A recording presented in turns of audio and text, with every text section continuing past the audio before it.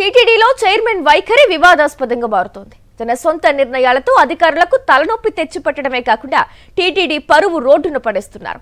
నిబంధనలు తుంగలో తొక్కి తిరుమల పవిత్రత దెబ్బతీస్తున్నారు. టౌన్షిప్ పేరుతో పవిత్రమైన స్థలాన్ని కూల్చేయాలి అని చూస్తున్నారు. వరుస వివాదాలకు బిఆర్ నాయుడు కారణంగా మారారు. ప్రతిష్టాత్మక టీటీడీలో అసలు ఏం జరుగుతోంది? టీటీడీ పాలక మండలిలో సభ్యులు, అధికారులు ఏం చేస్తున్నారు? ధర్మ పరిరక్షణ సంస్థ అయిన టీటీడీ బోర్డులో నిబంధనలు ఎందుకు ఉల్లంఘిస్తున్నారు? తిరుమలలో వరుసగా చోటు చేసుకుంటున్న వివాదాస్పద అంశాలు భక్తులను ఆందోళనకు గురిచేస్తున్నాయి. ఇటీవల మాజీ మంత్రి యనమల రామకృష్ణకు సంబంధించిన ప్రైవేట్ ఆలయాన్ని టీటీడీ పరిధిలోకి తీసుకురాగా మొన్నటికి మొన్న బోర్డు సభ్యుడిగా ఉన్న జంగా కృష్ణమూర్తికి చెందిన ట్రస్టుకు కొండపై భూమి కేటాయించారు. తాజాగా ఆలయ శిల్ప శిక్షణ సంస్థను కూలదోసి అక్కడ భక్తుల కోసం టౌన్షిప్ కట్టాలని బోర్డులో ఆమోదించారు. వాస్తవానికి తిరుమలకు వచ్చే భక్తుల రద్దీని దృష్టిలో ఉంచుకుని వసతి కోసం అన్ని రకాల అధ్యయనాలు, పరిశీలనలు చేసి చెర్లోపల్లి మార్గంలో ఉన్న టీటీడీ స్థలం 20 ఎకరాల్లో టౌన్షిప్ కట్టాలని ఇంజనీరింగ్ అధికారులు ప్రతిపాదించారు. అయితే టీటీడీ చైర్మన్ బిఆర్ నాయుడు ఆ ప్రతిపాదనను మార్చేశారని చెబుతున్నారు. ముందస్తుగా ఎలాంటి చర్చ, ప్రతిపాదన లేకుండా బోర్డు సమావేశంలో అప్పటికప్పుడు ఈ ప్రతిపాదనకు సవరణ చేశారు.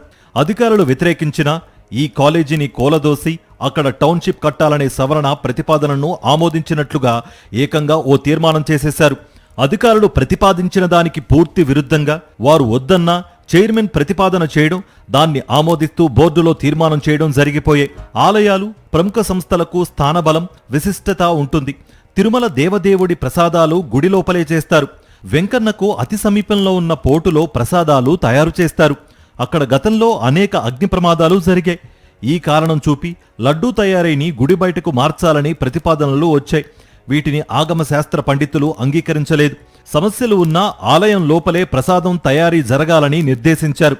అలాగే దేవతామూర్తుల శిల్పాల తయారీ, 7 కొండల ముఖద్వారం కనిపించేలా, సప్తగిరులు కనిపించేలా ఉండాలని 1960లో టీటీడీ నిర్ణయించింది. ఇది కూడా సంప్రదాయంలో భాగమే.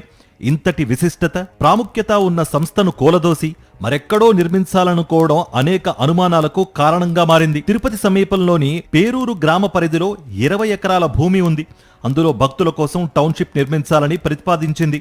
ఇందుకోసం ప్రణాళికలు, డిజైన్లు అందించేందుకు నిపుణులను ఎంపిక చేయడానికి ఉద్దేశించిన టెండర్ డాక్యుమెంట్ను ఆమోదించాలని కోరింది.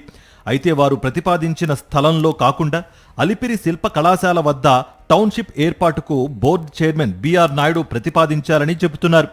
దీన్ని పాలక మండలి ఆమోదించినట్లుగా తీర్మానంలో చేర్చారు.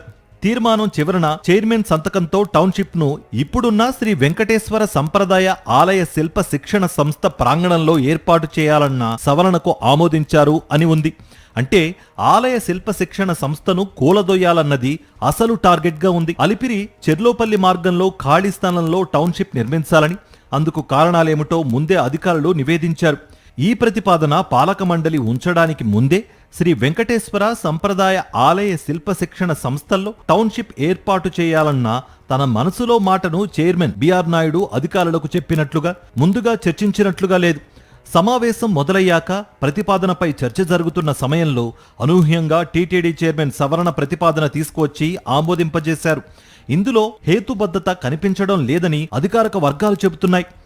సవరణ ప్రతిపాదన ఎందుకు చేయాల్సి వచ్చింది, దాని వెనుక ఉన్న నేపథ్యం ఏంటి, అక్కడే ఎందుకు టౌన్షిప్ నిర్మించాలన్న కారణాలను చైర్మన్ లిఖితపూర్వకంగా బోర్డు ముందు ఉంచకపోవడం చర్చనీయాంశంగా మారింది. చైర్మన్ ఆలోచనలు అమలు చేయాలంటే అక్కడున్న శిల్పకళా కాలేజీని మరో చోటకు మార్చాలి.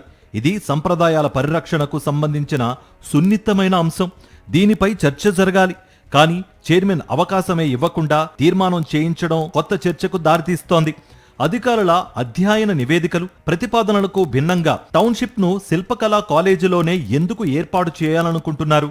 హేతుబద్ధత లేని ఈ ప్రతిపాదనల వెనుక ఉన్న అసలు రహస్యం ఏంటో ఆ దేవదేవుడికే ఎరుక.